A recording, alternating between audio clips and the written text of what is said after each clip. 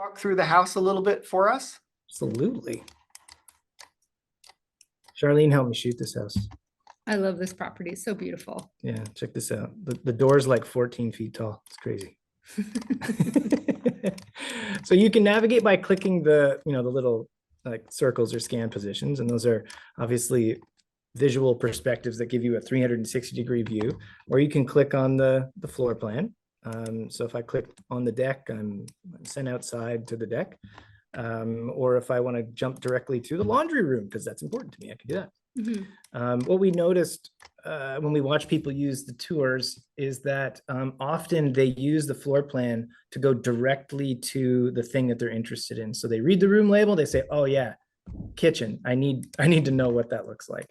And they click on it and they go there. And then once they get there, they look at the visuals and they inspect things and they say, oh, what kind of stove is that? So it's one of the cool things, or the magic of the iGUIDE, is that people have that type of experience. They can quickly navigate to a space from the map, and then they can visually look at that space and get a sense of like whether it's for them or not. Are there any labels in this space to show us? Oh yeah, there is one. Yeah, there's a couple of ones. There's one with the. So here's a tag right here.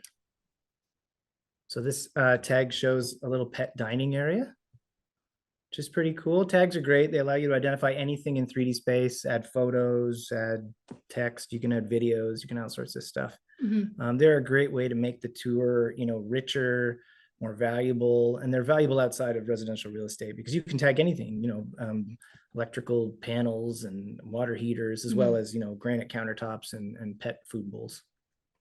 Yeah, I know today we're talking about iGUIDE specifically for real estate agents, real estate photographers. We've done other shows for other verticals for iGUIDE. And again, you can see those shows, wgan.info/iGUIDE on WGAN.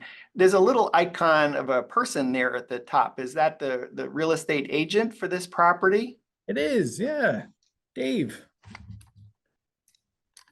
So every iGUIDE can be branded, so it can be connected to typically the listing agent in a real estate scenario. So in this case, you can see that this branding has headshot, logo, and then it's got contact information. So if you wanted to reach out to the agent here, this is going to be a good segue actually to Lead Magnet. You can do that. Just like any listing portal, there's always going to be some way to connect with the agent. And so the segue or question is there anything to incentivize that beyond just the desire to reach out?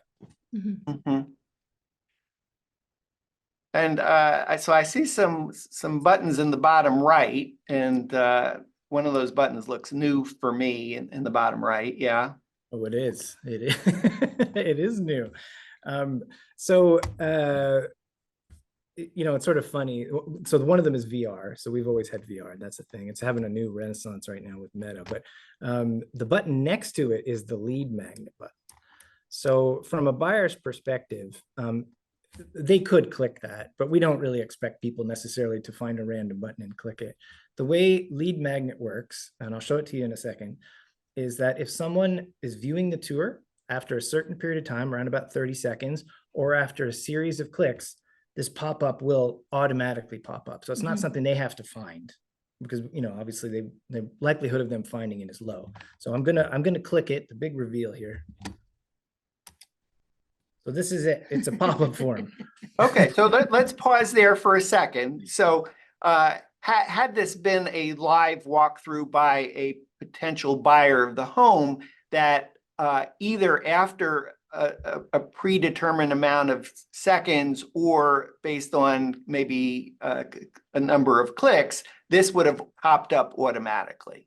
That's right. Yeah, exactly. Yeah. So the goal is to not be too obtrusive, but at the same time, still get people to see it. And the idea with any pop-up form, right, is to make it splashy enough that people recognize it when it pops up. Okay.